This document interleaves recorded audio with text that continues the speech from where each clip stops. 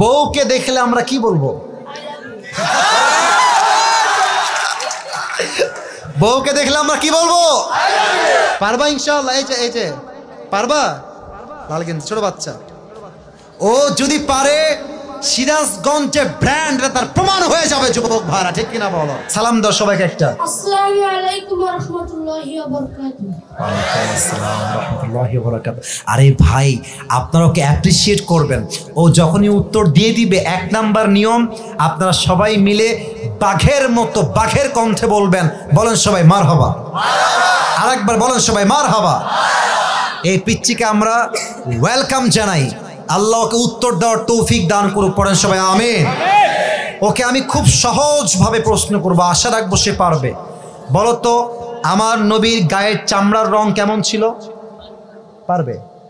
সাদা সুন্দর না লাবণ্যময় সুন্দর? বলো সবাইকে। লাবণ্যময় সুন্দর। এবার বলো, আমার নবী কি দেখতে লম্বা ছিলেন, গুঠু ছিলেন, না মাঝারি গঠনের ছিলেন? মাঝারি গঠনের। আল্লাহ বলেন সবাই মারহাবা। এবার বলো, আমার নবীর চেহারায় দাড়ি কি ছোট ছিল না চাপ দাড়ি ছিল? চাপ দাড়ি। আপনারা বললেন ও পারবে, ওর গায়ের শক্তি বলছে সিরাজগঞ্জের যুবকরা, বাচ্চারা একটা বাঘের বাচ্চা এরা। এবার তুমি একটু বুঝে শুনে উত্তর দাও। নবীর চুলের যে কাটিংটা ছিল, কাটিং এর নাম কি ছিল? বাবরি কাটিং। আরে বলেন সবাই মারহাবা।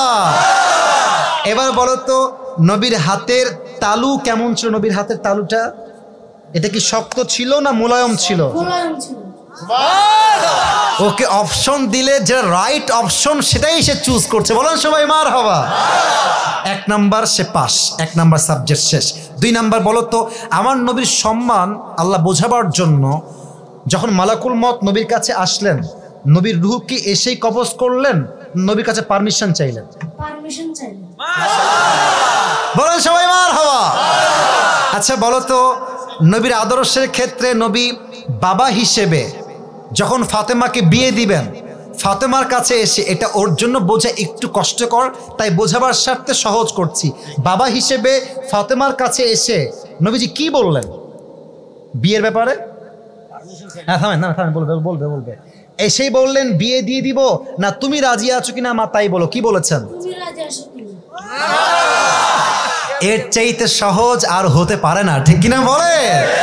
আচ্ছা এবার তুমি বলো তো, নানা হিসেবে নবী কেমন ছিলেন? আমি বলার জন্য কয়েকটা হাদিস বলেছিলাম।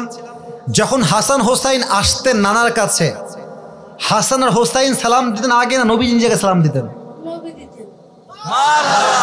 আচ্ছা এবার বলো, নবীর কাঁধে যখন হাসান আর হোসাইন উঠে বসলেন, নবীজি কি ধাক্কা দিয়ে ফেলাই দিলেন না কি করলেন? দেন নাই। বলেন সবাই মারহাবা। তাহলে বাচ্চারা মসজিদে আসলে আমরা কি তাড়ায় দিব না আদর করব? কি করব? ও নিজেই বাচ্চা। বলেন সবাই মারহাবা। এবার হচ্ছে শেষ কথা, শেষ ভালো যার লজ্জা নাই। বলো তো, বউকে দেখলে আমরা কি বলবো? বউকে দেখলে আমরা কি বলবো? এই তোমার নাম কি? তাওহীদ ইসলাম। ইসলামের একত্ববাদ যে প্রমাণ করে, সে প্রমাণ করেছে আগামী যে ইসলামের জন্য কাজ করবে, ঠিক কিনা বলে? তোমার বাড়ি কি এখানেই? এখান থেকে এখানে? হ্যাঁ মাশাআল্লাহ, আল্লাহকে কবুল করুক। পড়েন সবাই আমিন। এই টুপিটা ওর মাথায় পারফেক্টলি হবে না, তবে বয়স তো এখানেই শেষ নয়।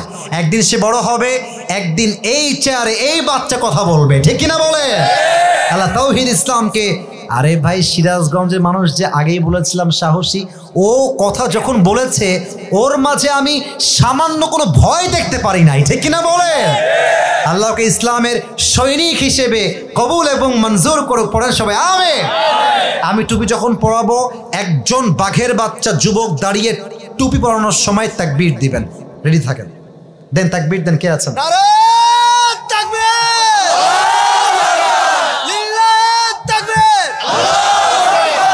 ওকে সুন্দর লাগছে না মাশাআল্লাহ দেখতে? আল্লাহ তাওহীদকে কবুল করুক। পড়েন সবাই আমিন। আল্লাহর মাকে, বাবাকে, পুরো পরিবারকে ইসলামের জন্য কবুল এবং মঞ্জুর করুক। পড়েন সবাই আমিন। তাওহীদ তুমি ওখানেই বসে পড়ো, স্যারের পাশেই বসে পড়ো। মাশাআল্লাহ।